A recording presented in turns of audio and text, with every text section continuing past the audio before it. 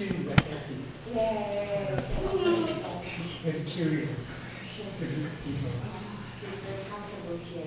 Okay, good evening everyone. Welcome to tonight's speech. Tonight's speaker is Dan Aldrich and the title is Free Will and Illusion. So free will is actually a very old topic. During the philosophy has been researched or discussed almost by every great philosopher, and usually it has been related to the morality, to the moral actions. So free will belongs to the discipline of study of morality. Free will means that we as agents, as active agents, are free to make decisions for our actions. And if someone is opposite free will, that he thinks that our actions are moved by causal necessity. So this view is called determinism. The opposite view of the free will is called determinism. But free will is not only can be found in philosophy, it can be found in science, in physics, in neuroscience today especially. And that would be all I would like to say. So Dan, now you can start. Okay, thank you. First of all, I'd like to start by being frank about my lack of credentials on this topic. I'm an expert in neither psychology, neurology, nor philosophy. So if any of you have a background in any of those subjects, you will probably be able to come up here and completely school me, and I won't be able to do anything about it except gawk at you.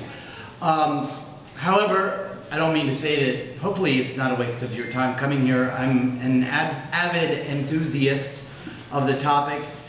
And if I am maybe good at something, it's like a good mother sparrow. I can kind of sometimes pre-digest things. In this case, the current state of the science on this subject, which is really what I'm interested in. And for you guys, at least kind of chew it up, at least enough so that maybe we can come to agree that the question deserves some consideration in a different light. To start off, if you guys can remember back to the movie from the early 90s, Pulp Fiction, Clarence Tarantino, there was a scene when John Travolta's character, a gangster, was, at his boss's request, he had taken his boss's wife, who was played by Uma Thurman, out on a date. And they had a really great date.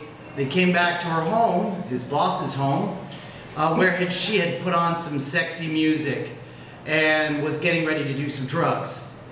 Travolta was in the bathroom. He was deliberating. He was deliberating hard. On the one hand, the vibes were great. She was gorgeous. He really wanted to sleep with her. All right. On the other hand, not only was she married, but she was married to his boss, who also happened to be a very powerful, very dangerous man, and who was known to have a bad temper. Now, I think we can all kind of relate to this situation. We've all been here to some extent, although of course the particulars are somewhat different maybe.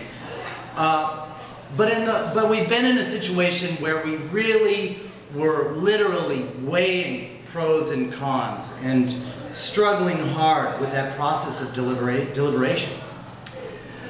So in the light of this common experience, the whole question, is free will an illusion, comes off as kind of ridiculous. Clearly, we can consciously deliberate on the pros and cons of a situation. We can weigh the relevant factors in our minds, make a sort of rough cost-benefit analysis, and we make a choice. It's not that hard. Strangely, however, as Alex was just saying, people have nevertheless been arguing this question for a long time. Even before we had this thing called science, and definitely before we had such things as cognitive science. Protestant reformers Martin Luther and John Calvin, for example, came to the conclusion that since God is omniscient, he must know the future. If God knows the future must already exist If the future already exists, it cannot be open to alteration. If it isn't open to alteration, everything is predetermined. Oh. Question answered. Okay? If everything is predetermined, how can there be such a thing as free will? So we're in a little bit of a paradox there. Now, on the other hand, these days, a lot of Christian apologists, such as William Lane Craig or J.P. Moreland, tend to argue somewhat the opposite from Martin Luther or John Calvin. You see, there was a very poignant criticism of religious belief stemming all the way back from the time of the ancient Greeks, from a philosopher called Epicurus. What he said was something like this: is God willing to prevent evil but not able? If so, he's impotent. Is he able to prevent evil? Sorry, tongue twister. Is he able to prevent evil but not willing? If so, then he is malevolent. Is he both able and willing? Then why do we have evil? Okay, and this is a question that gets thrown back in the face of religion a lot when it comes to the question of, is there a God? And it's a pretty sophisticated question. In addressing it, apologists tend to arrive at the same answer. God's desire for humans to have free will trumps his desire to eradicate evil. However, with free will, we can choose to do evil, and therefore, evil comes not from God, but from our own choices. Okay, now I have a bias in that I'm honestly much more interested in what the science has to say on this topic than what these guys have to say on it. But it's important to mention this religious point of view, because for most people, ultimately, our fundamental way of looking at the whole question leads back to it. Or maybe to it, but we'll come back to that issue a little bit later. Now, first of all, I'm going to talk briefly about something I'm pretty sure you won't find very controversial. The fact that there are powerful influences on what determines the people we turn out to be. The influences come, of course, both from internal and from external sources. Things like so the internal would be genetics, epigenetics. External sources would be the natural environment, the culture we grow up in, how and by whom we are raised, socioeconomic background, and so on. Now, in discussing free will, just based on that, we must admit that our decisions cannot completely happen in a vacuum. Okay, they have a context, but are strongly impacted by the factors I've just mentioned. And many times, the effects of these factors are not palpable to the people who are making the decisions. Just as a quick example, there was a study at Stanford back in the 60s that I found really interesting, where 4-year-old children were offered a marshmallow. Now, I think marshmallows are kind of disgusting, but apparently at that time, they were a really popular treat. Okay, so the marshmallow was offered to the child, was placed on the table in front of them, and then the researcher said, I'm going to leave that there. I have to run out for a minute, okay? But if you wait until I get back, you get 2 marshmallows. So it's up to you. Do you want to take that one, or do you want to wait and take both and get 2?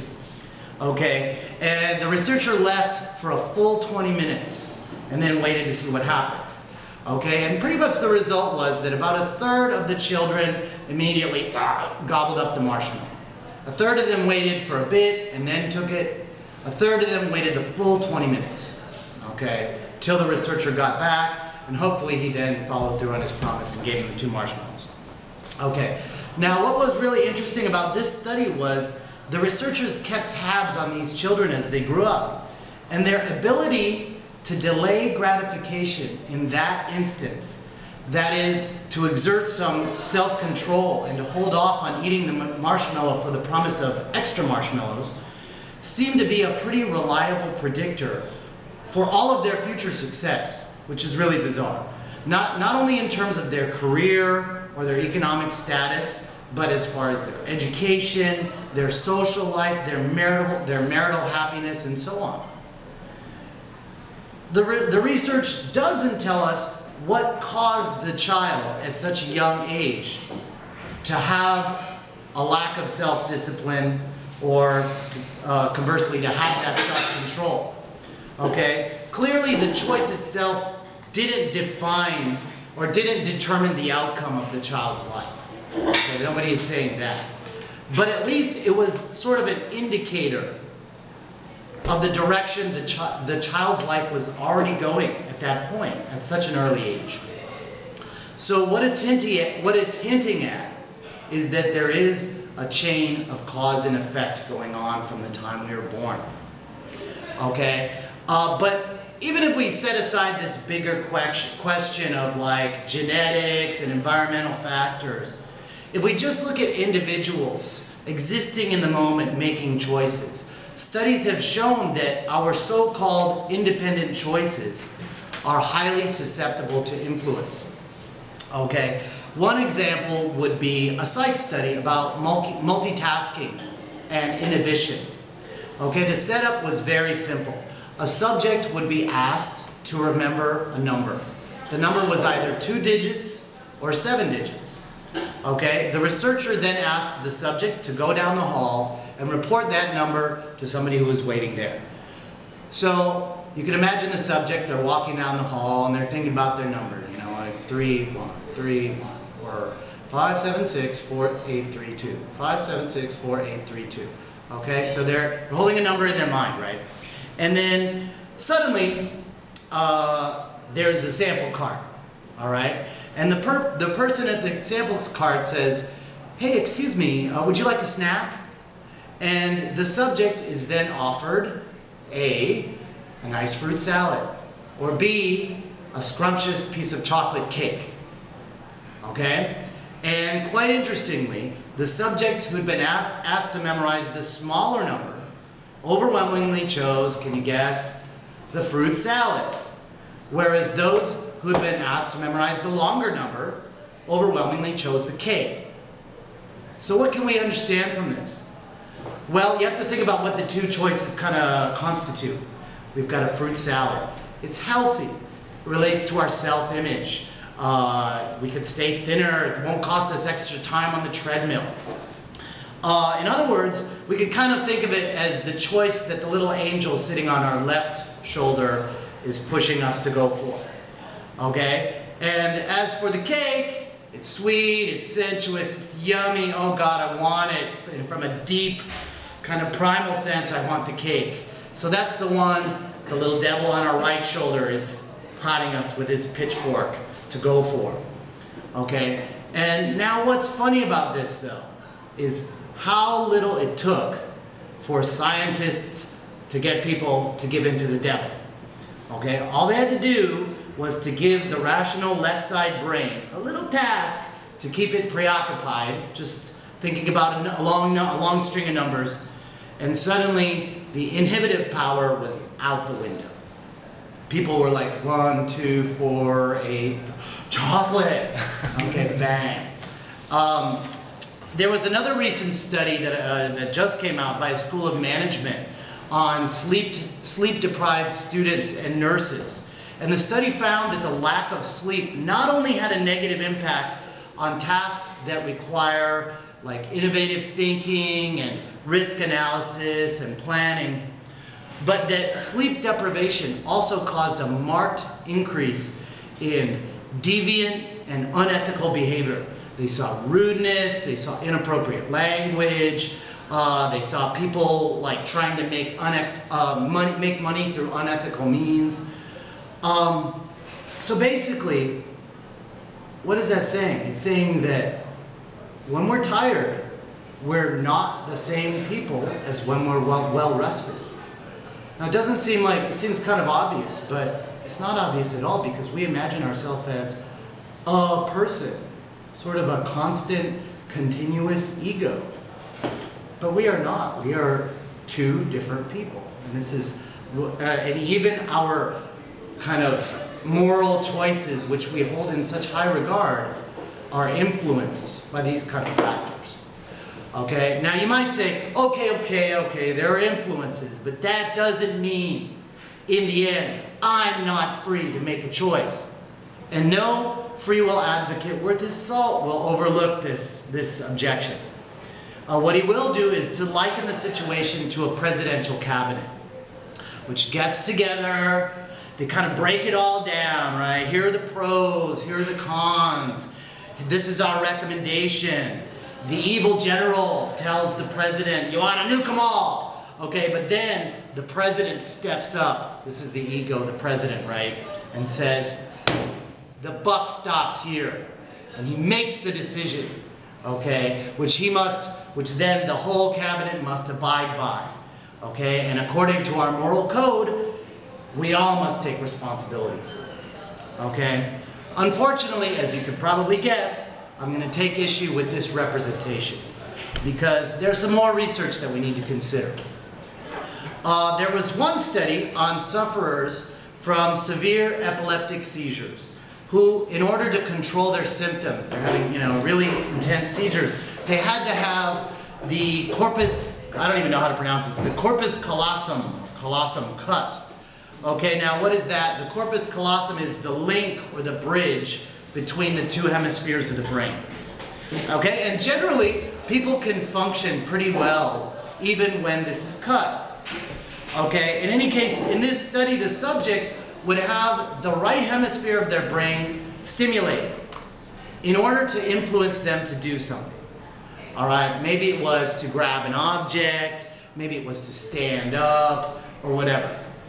Okay, what was interesting was not, well, for one thing it was interesting to me that they could actually stimulate the guy's brain and make him do something.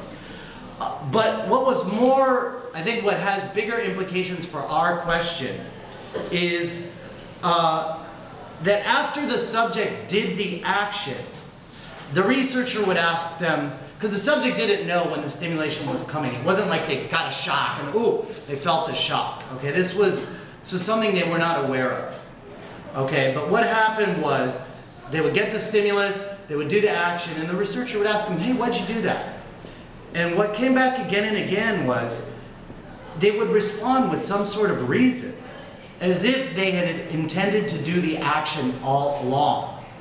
In other words, the left brain, which is sort of responsible for kind of top-down control and quote-unquote, and for communication, was coming up with a rationalization for what the body had already done, which in fact, unbeknownst to the subject, had actually been initiated outside of his own brain. Okay? And this study follows right in line with another famous study by physiologist Benjamin Lebet. Okay, and a lot of people have heard about this one. The subjects had monitoring devices hooked up to their brains, and they were asked to randomly flick their wrists whenever they felt like it.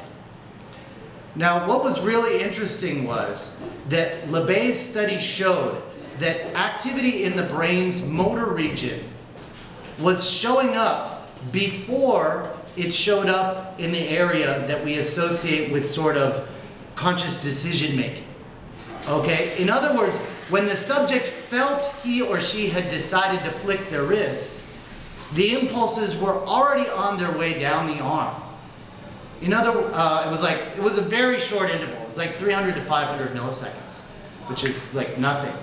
But nevertheless, it was in the motor region of the brain before it was in the conscious region of the brain.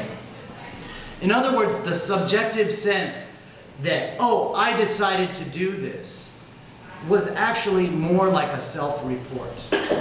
It came after the fact of the decision, so to speak. Okay? Likewise, in another similar kind of lab study, it was even shown that conscious decisions could in some cases be predicted up to 10 seconds before they entered the subject's awareness. Okay, cognitive science George Lakoff said recently in a really interesting interview, which I listened to on Point of Inquiry. The interview was called Enlightenments, Old and New. And according to him, and according to neurology, around 98% of our thoughts are unconscious. 98%. So what we experience in our heads as words and images and even making a decision, it really constitutes a tiny part of what's really going on in there that we are unaware of. Okay, so what does all this mean for the question of free will? Well, if we go back to John Travolta in the bathroom for a minute. Okay, earlier I said it seemed kind of ridiculous to assert that his character didn't have free will in that situation. His very predicament seems to prove that he does, as the whole reason he's stuck in the bathroom for so long while the windows steam up, or while the mirror steams up, is he can't make up his mind. How can he be having to make up his mind if he doesn't have if he doesn't have the power to do that? Okay, but now looking at it again, we kind of have to reconsider this predicament in the light of the studies that I've just described. First of all, Travolta isn't coming to the situation without any sort of causal baggage. He had no role whatsoever in, say, his genetic makeup of his body, or the way he was raised, or where he was raised, or the society he was born into. I mean, apparently, all these factors came together to make him a fellow who was cautious enough to think carefully about some consequences, yet risk-prone enough to become a gangster, and horny enough to contemplate getting it on with his boss's wife. Okay, so this is who he was coming into it. But more importantly, based on everything we've covered as far as the proportion of our thought that is unconscious and how it happens, in fact, prior to what we perceive as making a decision, we really need to reconsider the whole way that we think about this situation. Okay, if you think about it, aside from the fact that, okay, in the movie it turned out Travolta's long deliberation was irrelevant, because by the time he decided what he wanted to do, he came out of the bathroom, opened the door, and Uma Thurman's already passed out. She's ODing on heroin that she mistook for cocaine, and she snorted it, right? So anyway, his whole decision-making was useless. But even if that weren't the case, who or what was it exactly? When did it happen where the scales in his mind tipped in the little cabinet meeting in his head? Okay? Now, I'm sorry for all the movie analogies here, but this kind of comes from my background. People like anecdotes. Okay, I'll show you behind the curtain there for a second.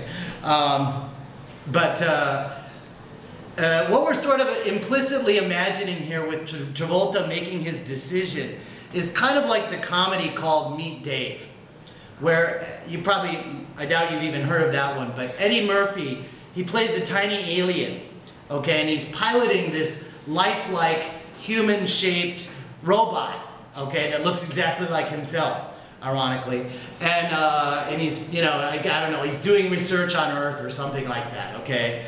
But anyway, you might scoff at this example as being ridiculous, but let's not kid ourselves, okay? Isn't that all what we pretty much think is going on here? I mean, somewhere in a tiny cell, in a fixed location in my brain with a red X on it, sits a little me looking out on the world through my eyes.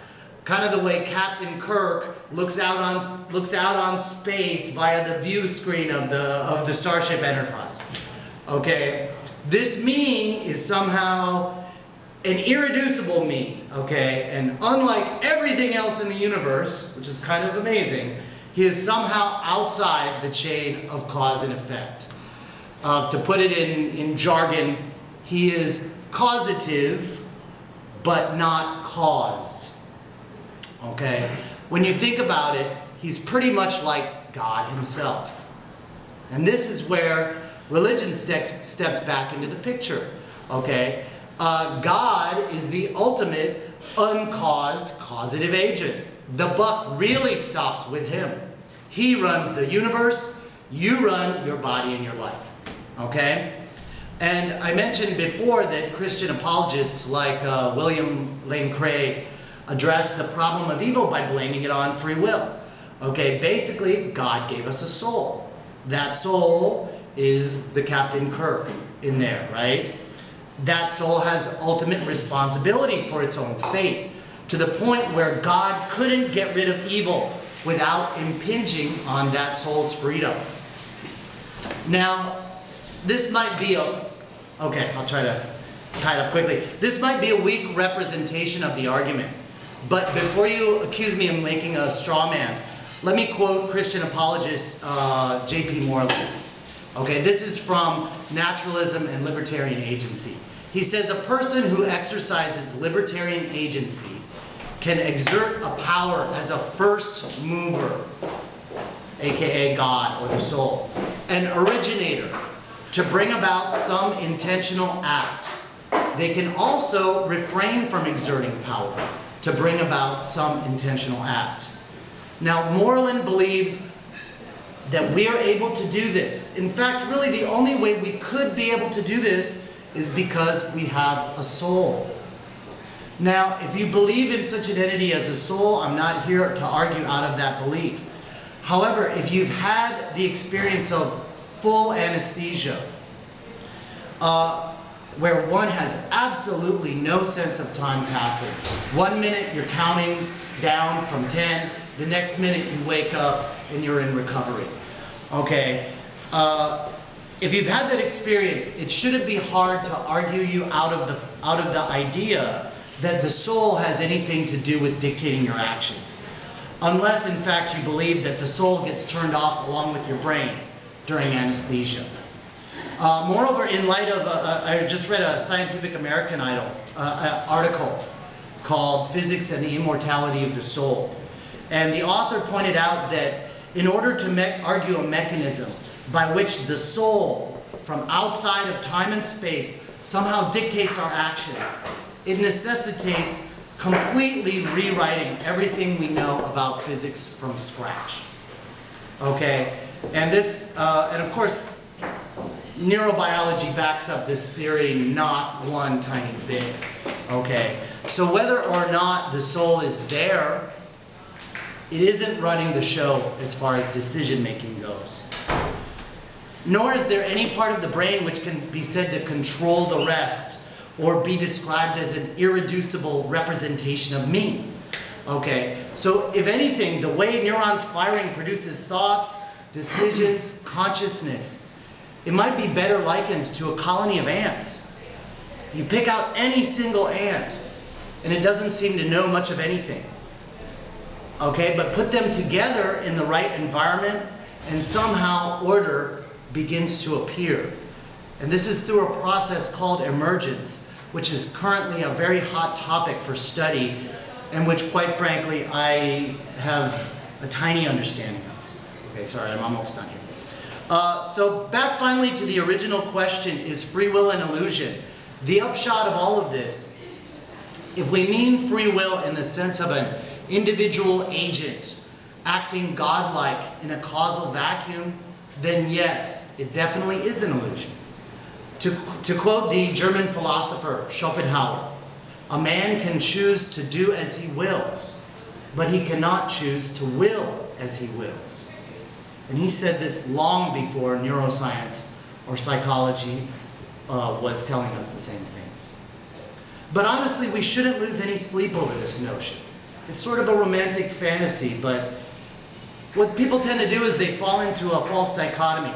If they give up on the Eddie Murphy little alien piloting the starship version, then they immediately jump over to the Martin Luther, totally deterministic, we're all meat puppets, we're cogs in a machine grinding inexorably towards the end, which we cannot affect. Okay, and this is probably not also the case. You see, while I am caused by a vast conspiracy of both external and internal circumstances beyond my knowledge or control, I'm also at the same time a link in this causative chain. In other words, I'm not only caused, but also causative. I'm affected, but I can also create effects in the world. Okay, to quote the great Carl Sagan, we are the universe itself, become conscious and trying to figure itself out. Okay, Therefore, if something is, one sort of upshot of that, if something is eating away at your conscience, maybe some regret for a path taken or not taken, with a huge sigh of relief, you should let it go. Because given the very specific combination of factors coming together at that time, you could not have done anything other than what you did. This is not, however, the same as saying that you can do nothing about determining the future that hasn't occurred yet. Okay? For what you do now affects your future outcomes, for better or for worse. Far from telling you that that you have no control, what I'm saying is you need to stop depending on willpower to bring into being the consequences you want. Okay, you need to look at the deterministic factors that are coming into play, okay, and try to work them to your advantage. For example, if you want to quit smoking, stop telling yourself, I just need to make myself quit. I just got to have enough willpower. Because it's never going to happen. You're setting yourself up for failure. Because the you that decides not to smoke when you're not having a nicotine craving is a very different you from the you that comes into being when you need a cigarette. Okay, and I'm out of time, so I'm going to go ahead and wrap it up there. Thank you for your